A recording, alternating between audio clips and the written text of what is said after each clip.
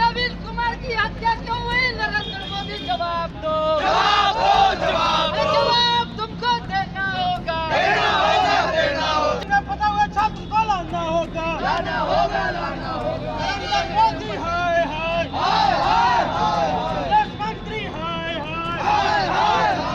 नमस्कार, आप देख रहे हैं रब्जी लाइव। मैं हूं आपके साथ निधि सिंह और इस वक्त हम मौजूद हैं पटना यूनिवर्सिटी कॉलेज में, जहां पे आप पीछे देख सकते हैं कि कुछ स्टूडेंट यहां पे प्रोटेस्ट कर रहे हैं। क्या है प्रोटेस्ट का मामला, हम यहां के स्टूडेंट से कुछ बातचीत करते हैं। और ये जो पुतला दहन हो रहा है वो क्यों हो रहा है, क्यों हो रहा है ये प्रदर्शन? देखिए, पूरे विश्व को पता था कि रसिया यूक्रेन पे हमला करने वाला है और लगातार सोशल मीडिया पे और न्यूज़ पे चल रहे थे कि आज न कल तो रसिया हमला कर देगा यूक्रेन पे। उसके बावजूद भी हमारे देश के प्रधानमंत्री, हमारे देश के विदेश मंत्री इस पे संज्ञान नहीं लेते हैं। अपने छात्रों को जो यहाँ से 20,000 के करीब वहाँ पे पढ़ते थे उनको नहीं लेकर वापस आते हैं। आज जब हमला के बाद कल एक छात्र की हत्या हो जाती है वहाँ पे, अभी भी एक सिर्फ एरोप्लेन हिंदुस्तान आया है जो छात्रों के लेकर आया है, जो सरकार के थ्रू, जिसके लिए बहुत प्रचार किया गया।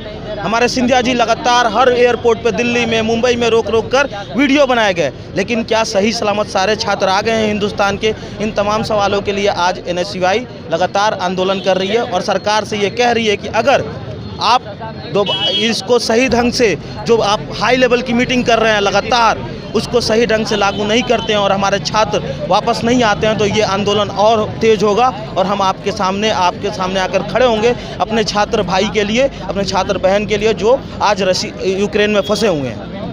तो जिस वॉर में इसका मौत हो गया था बम धमाके से, तो उनको लेकर के आप ये प्रोटेस्ट कर, अगर ये हमारी सरकार उनको सही सलामत घर नहीं लाती तो उसके आगे आप लोग और भी प्रोटेस्ट करेंगे? जी, ये आंदोलन बहुत बड़ा होगा अगर सरकार नहीं लेकर आएगी और छात्रों को सही सलामत वापस नहीं लाती है और इस मुद्दे पर संज्ञान नहीं लेती है। तो NSUI बिहार जो है लगातार इस आंदोलन को जारी रखेगी। आप उस माँ बाप का दर्द समझ सकती हैं जिसका बेटा डॉक्टर बनने गया था और एक वार में मर जाता है, उसको मार दिया जाता है। देखिए, प्रोटेस्ट हम लोग इसलिए कर रहे हैं कि जो अभी रशिया यूक्रेन का जो मामला चल रहा है, जो वॉर चल रहा है, ये वॉर बहुत पहले ही प्री प्लान था। सारे मुल्क एक्टिव थे, उन्होंने अपने बच्चे को अपने वहाँ से यूक्रेन से बाहर निकाल लिया वक्त रहते हुए। और हमारे देश के प्रधानमंत्री हो, फॉरेन मिनिस्टर एस जयशंकर हो, चाहे गृह मंत्री अमित शाह हो, उन्होंने कोई एक भी कदम नहीं उठाया। और जब बच्चे जंग की हालत में फंस गए तो उनको रेस्क्यू करने के लिए अभी तक मात्र 2 से 3 फ्लाइट मंगाए, जबकि 20,000 बच्चे हैं। और 20,000 बच्चे इस देश के भविष्य, जो वहाँ पे जाके डॉक्टर बन के आएंगे तो इसी देश की सेवा करेंगे।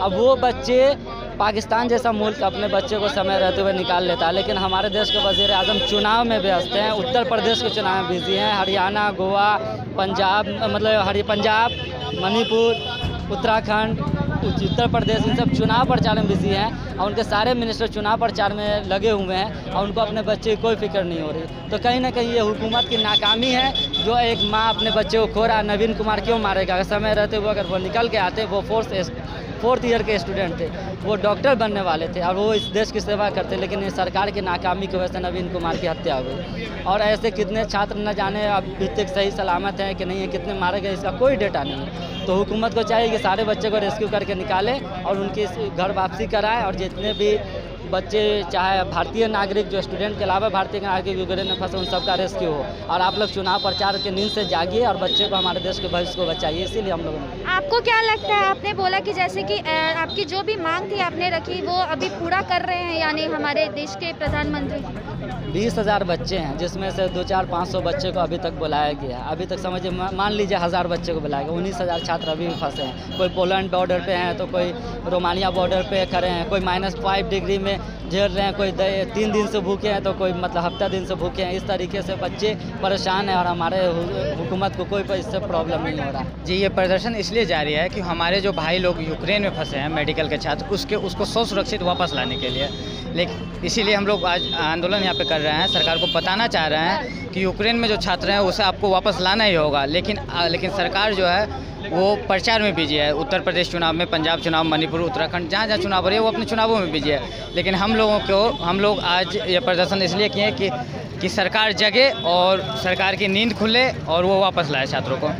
तो अभी जो क्या सर आपने जो ये मान रखा ये किया है, तो क्या सरकार पूरी तरह से सक्षम थी कि अभी बहुत सारे छात्र को यूक्रेन से वापस लिया गया है, तो क्या अभी भी वहाँ छात्र कुछ फंसे हुए हैं? जी, अभी भी भारतीय मीडिया दिखा रही है और रिपोर्ट दिखा रही है कि 20,000 के लगभग छात्र वहाँ पे फंसे हुए हैं और उनकी स्थिति बहुत ख़राब है। जिस तरह से वो वीडियो बना के बार बार इंटरनेट पे डाल रहे हैं, उसके पास खाने की चीज़ें नहीं हैं, एक ही कमरा में लगभग 100 आदमी सो रहे हैं बड़ा सा कमरा में, और खाने की चीज़ नहीं है, पीने की चीज़ नहीं है, किसी तरह भयभीत होकर वो लोग जी रहे हैं। तो हम लोग सरकार से मांग करते हैं कि उसे वापस लाए, किसी भी तरीक़ा से, हर हाल में उसे वापस लाने के लिए।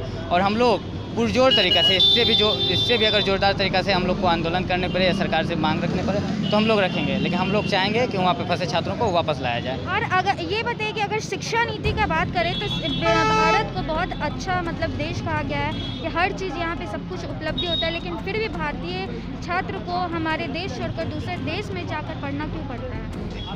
अच्छी बात है। पहले तो भारत में मेडिकल कॉलेजें उतनी है नहीं, और प्राइवेट मेडिकल कॉलेजेस जो हैं वो पूरी तरह से बिजनेस कर रही है। सरकार के साथियों के द्वारा चलाया जा रहा है प्राइवेट मेडिकल कॉलेज है, जिसमें कि मीडियम क्लास के बच्चों को, मीडियम क्लास की फैमिली पढ़ ही नहीं पाएंगे। इसीलिए मीडियम क्लास के जो परिवार होते हैं वो बाहर से किसी तरह से शिक्षा लगवाते हैं, और जो प्राइवेट यूनिवर्सिटियां हैं भारत में वो सिर्फ पैसा लेती है और डिग्रियां देती है, वो सिखाती उखाती कुछ नहीं है, वो सरकार के साथियों के द्वारा चलाई जाती है। इसलिए वो मजबूर हो जाते हैं, बाहर चले जाते हैं और पढ़ते हैं। इसको लेकर आप सरकार से कुछ कहना चाहते हैं? इसके लेकर हम लोग हमेशा से मांग करते आए हैं और हमेशा से मांग करेंगे और चाहेंगे कि भारत में अच्छी शिक्षा व्यवस्था लाए।